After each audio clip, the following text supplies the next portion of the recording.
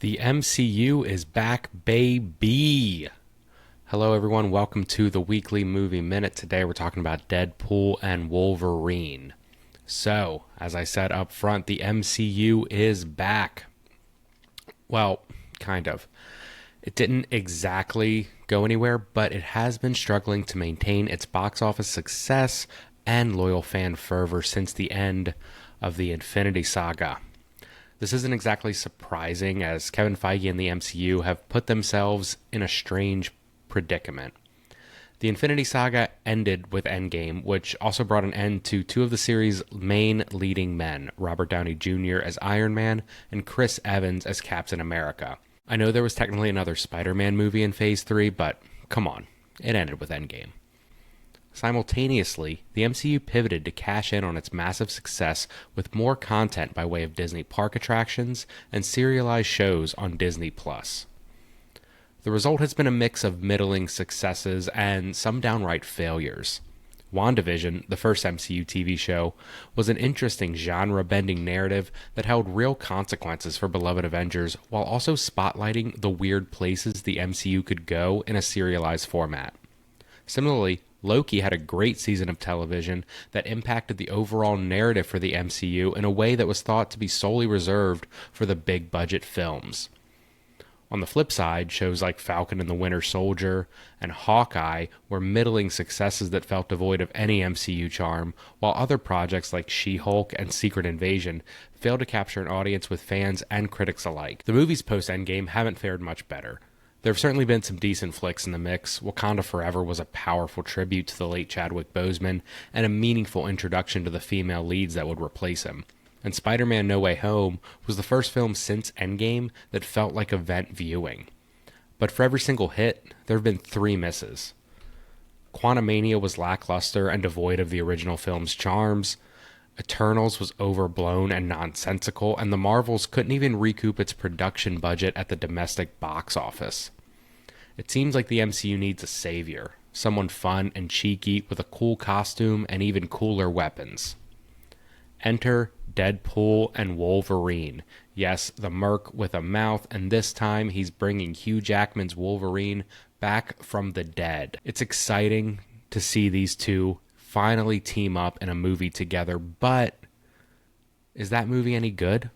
Can it live up to the time-traveling multiversal hype the MCU has created? In simple terms, yes. The movie is very good and feels like the shot in the arm the MCU needs. The Deadpool franchise has gone from underdog, R-rated superhero movie to being the savior the MCU needs, but not the one they deserve.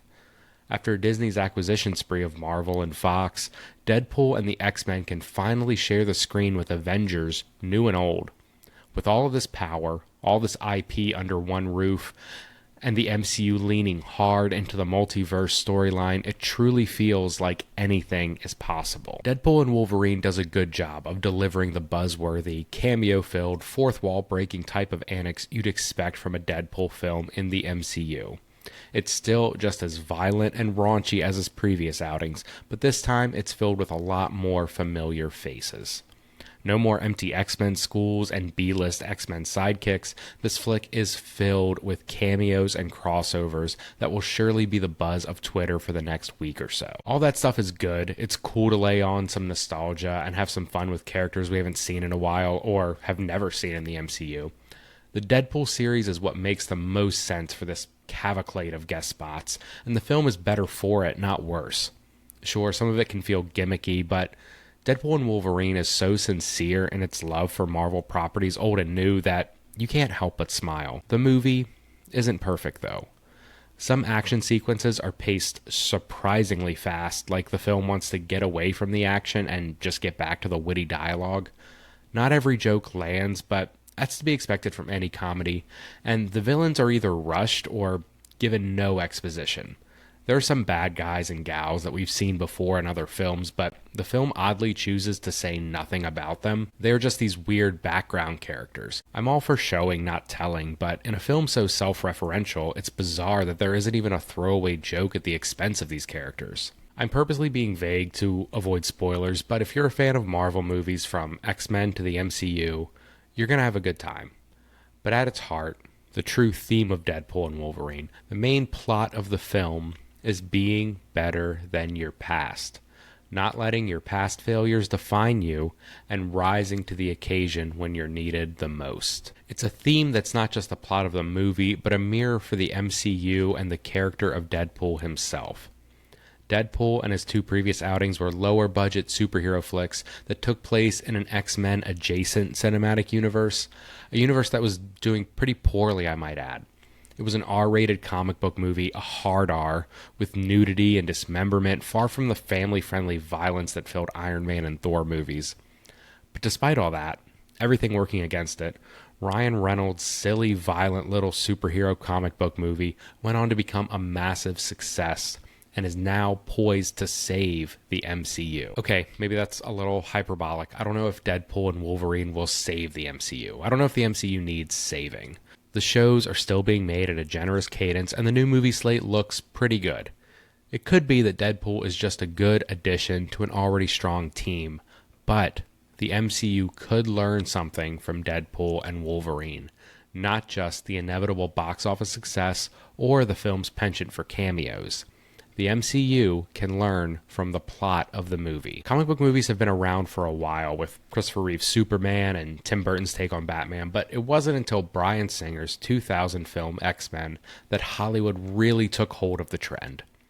After X-Men became a hit, studios started buying up licenses and greenlighting every character with a cape and a sad backstory. Some of these were great. Sam Raimi's Spider-Man films were terrific popcorn summer romps, Hellboy was a fun adaptation, and even Wesley Snipes got to make 2 more Blade flicks. But there was also a lot of garbage. Catwoman, Daredevil, Elektra, everything with the Fantastic Four, it was all bad. The early MCU days also had its fair share of stinkers. We tend to look at the Infinity Saga through rose-colored glasses, but for every Thor Ragnarok, there was a Thor Dark World. Through these failures, though, the studios didn't give up on it. They learned from their failures, learned from their mistakes, and created something better. Now, the MCU is desperately trying to hang on to the highs of the Infinity Saga instead of learning from their mistakes and pushing forward. We need an MCU that laughs at its mistakes, stops taking itself so seriously, and leans into the fun comic book superhero flicks we want to see. That's what Deadpool and Wolverine is, a fun summer popcorn flick. And that's what the MCU needs to make. Deadpool and Wolverine is an 8 on my scale, and I hope we get to see a lot more of this character in the MCU films to come. Thank you so much for hanging out. We'll be back next week with another episode of the Weekly Movie Minute.